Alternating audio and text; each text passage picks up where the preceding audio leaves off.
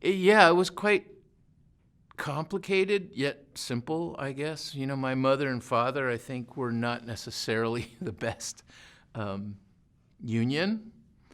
They tried. They were, in flaming telenovela love for a minute. And my mother, was a society lady from New York City, a blue blood. And she had come back from World War II. She had served in the Red Cross, wounded.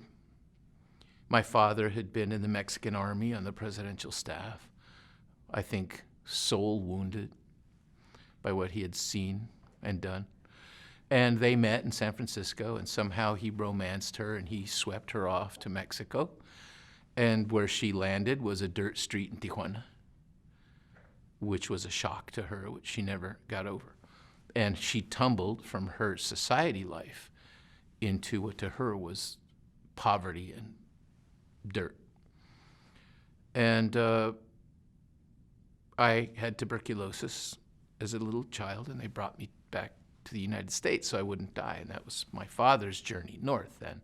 He had no intention of getting a green card and being an American, except that in Tijuana, in those days, people got green cards so they could work in the U.S. and come home and live a better life with American money than Tijuana money.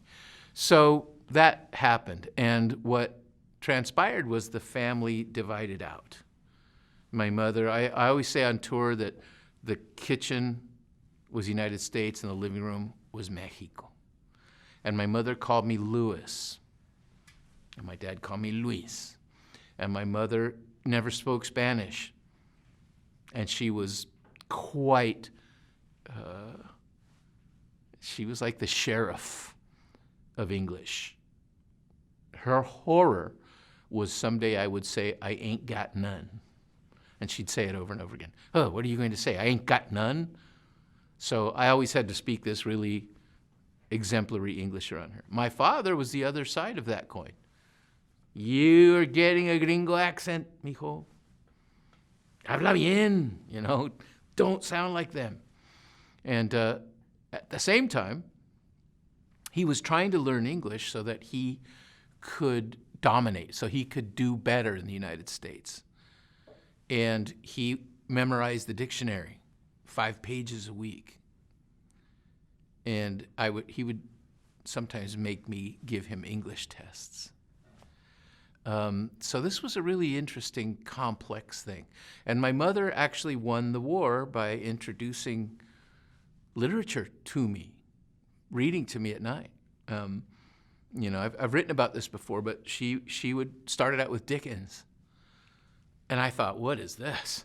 I had never heard anything like this. I mean, we were living in the barrio, we were living with blue-collar, no-collar barrio kids.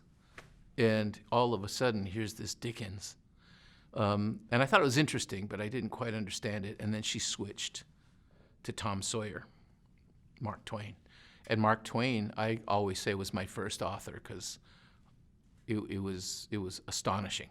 And once I tasted that, and she saw that I had tasted the beauty of the language and story, she threw in Kipling because she knew I'd go crazy for the Jungle Book.